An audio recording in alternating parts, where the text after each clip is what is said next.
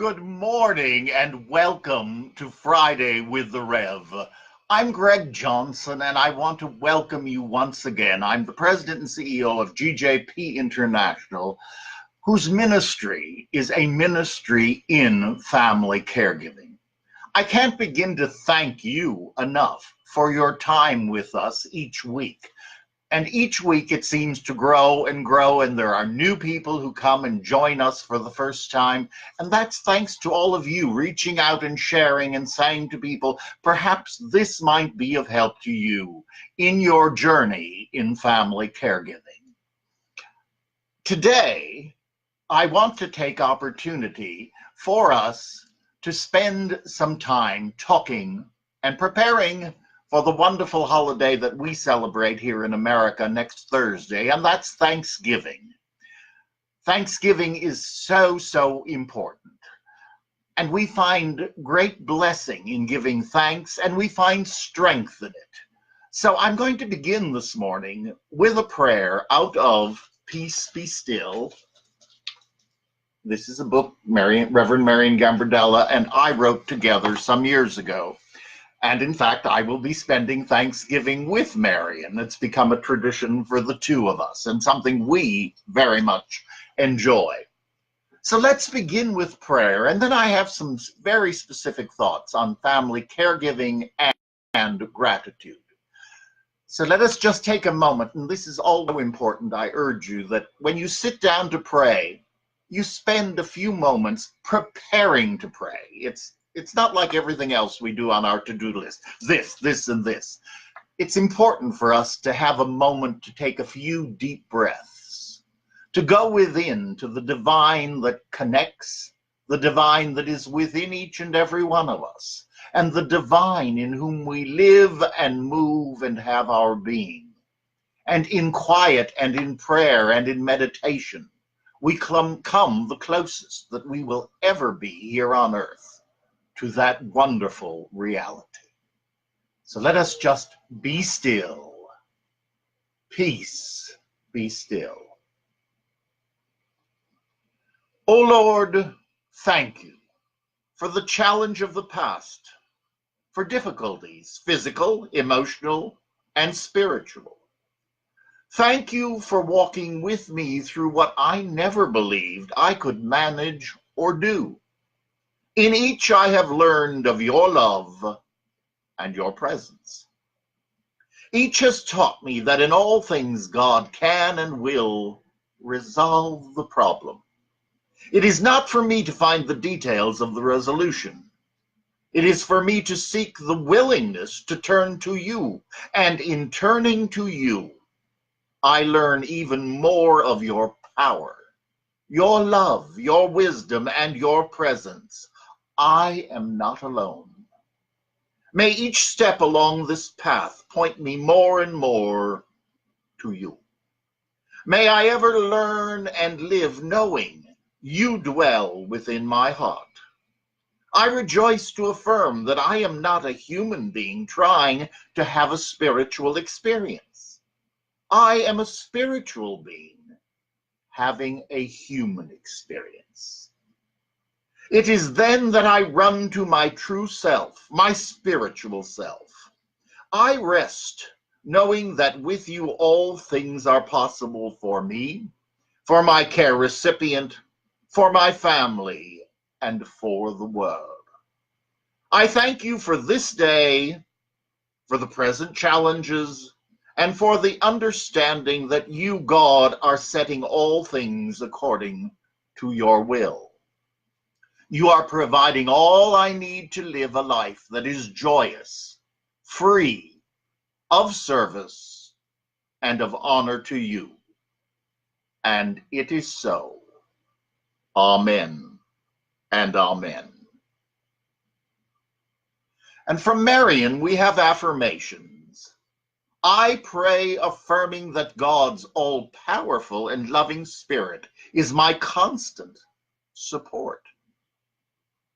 True courage lives in me. I am confident and competent. God is with me. And from Deuteronomy, a wonderful passage. Be strong, courageous. Do not be afraid or terrified because of them. For the Lord your God goes with you. He will never leave you nor forsake you. What a beautiful way to begin our day and to begin our broadcast. As we look at our lives, as we look at our experiences in family caregiving, one of the things that is often so true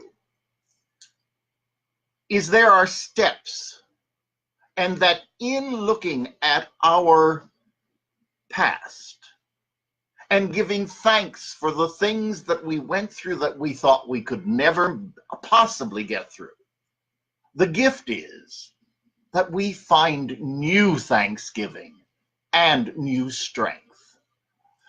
There are two things that I wanted to share with you on Thanksgiving broadcast. There are two things that have been extremely important in my life, and I hope and pray that they will help you. They come out of my own experience. They come out of my own spiritual journey.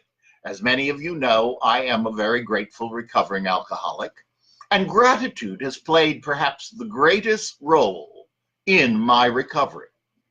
When I was in the rehab, I remember one morning there was a tape that was played on blame and gratitude. And as I listened to the tape, there was that moment of grace, for I heard a poem that I knew very well. I actually knew the person who wrote it. You'll recognize it. But it was that moment that I realized what had been missing in my journey of attempted sobriety was gratitude. Now, this was the poem. A bell is no bell till you ring it. A song is no song till you sing it. And love in your heart wasn't put there to stay. For love isn't love till you give it away. And I ran to my counselor. I said, Marilyn, it's gratitude. It's gratitude. It's gratitude. And she said to me, Greg, you're absolutely right.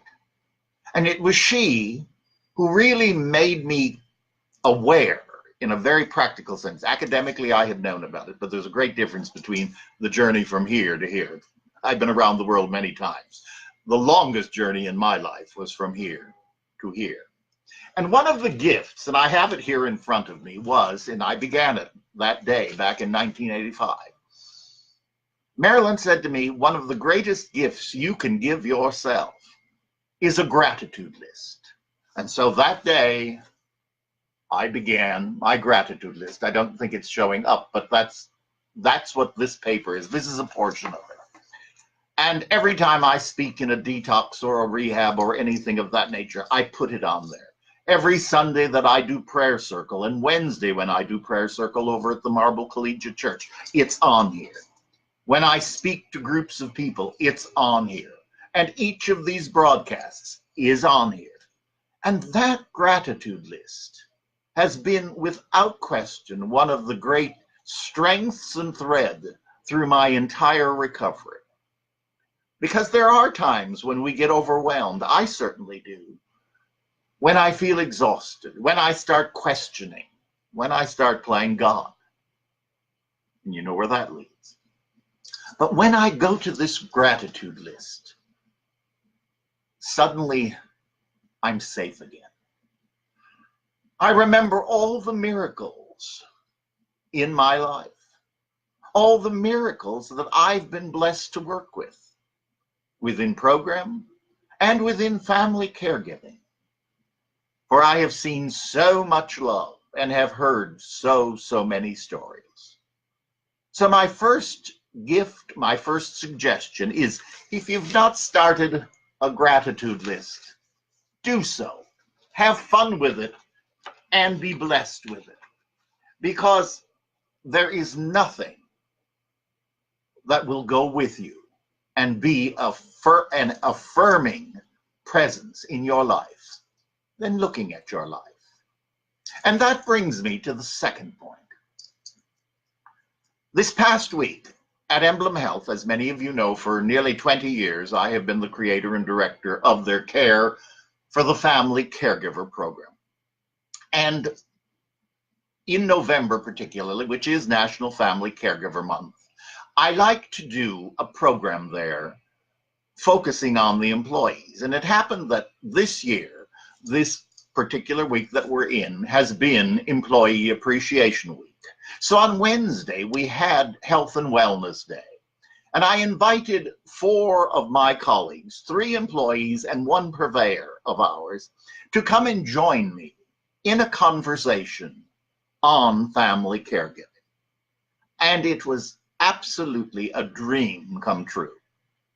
We have been building family caregiving into the DNA of our wonderful Health and Wellness Corporation. And now we're beginning to share it with other corporations, because that could be another whole tape. But truly, that is a very important experience. Now, what happened on Wednesday, and it was so, so powerful, each of the persons was going to share, and did, portions of their caregiving journey, the things that they found difficult, and the rewards of family caregiving.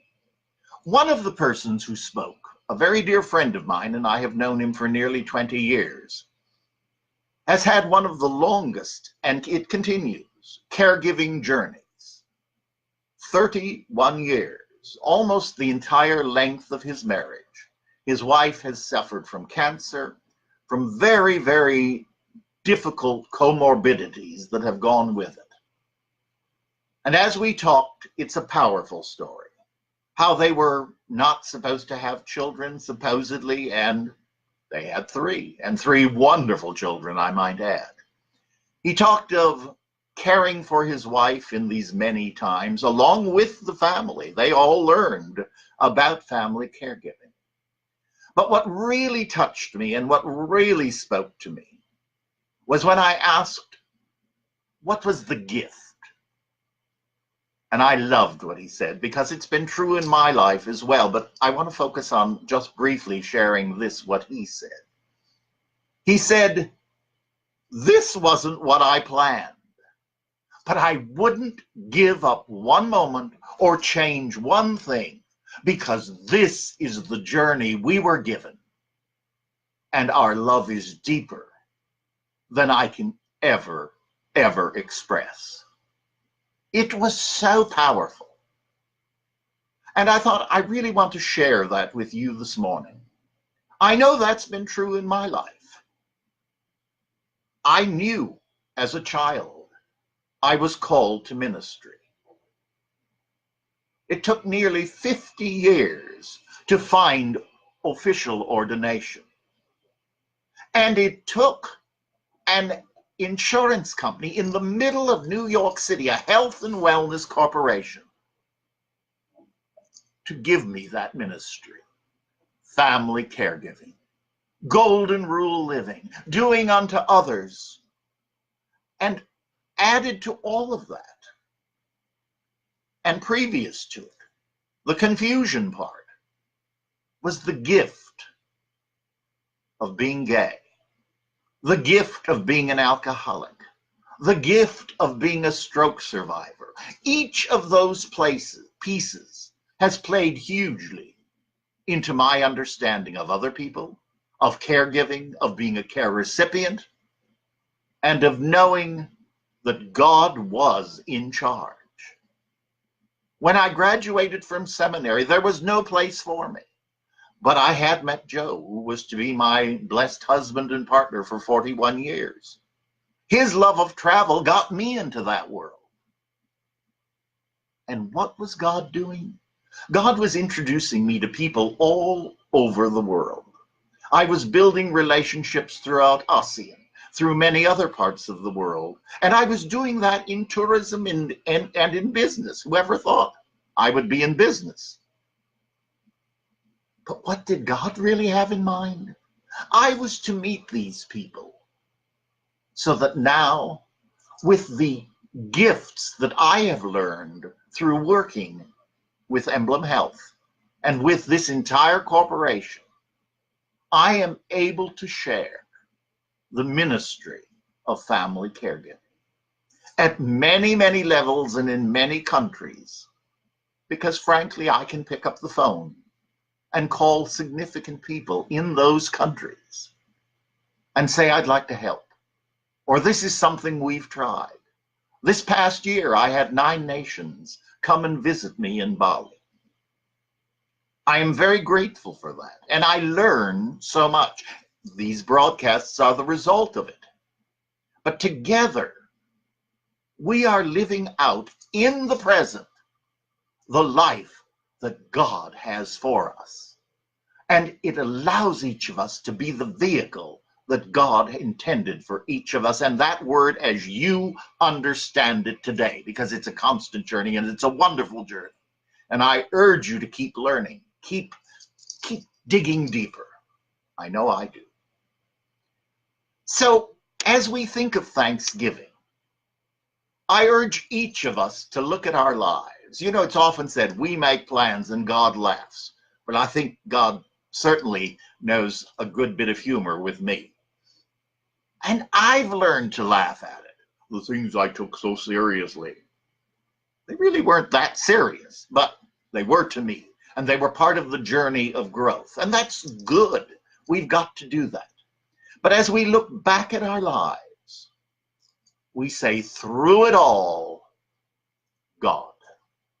And we give thanks, whether it's in our caregiving journey, whether it's within our professional lives, whether it's in our personal life, and they all interact. So let us find strength, and in that strength, we give thanks. We give thanks to God that God is working his purpose out. And we are the blessed persons to be the vehicles, to be the arms, the hands of the divine. And this morning, just moments before we went on air, I was having some prayer time myself. And I picked up that wonderful book, I used it last week, written by Archbishop Desmond Tutu, long ago. It's called An African Prayer Book. And I opened literally, not literally, well planned, I think, to a prayer. And I had used this at Marble. I think it's ideal as we prepare for Thanksgiving. It's from Mogopa outside of Johannesburg. Mogopa, a village to the west of Johannesburg, was to be demolished, and its inhabitants forcibly removed at gunpoint to a homeland in apartheid's forced population removal schemes. On the eve of their departure, a vigil with church leaders from all over South Africa was held in Mogopa. The village clinics, shops, schools, and churches had already been demolished.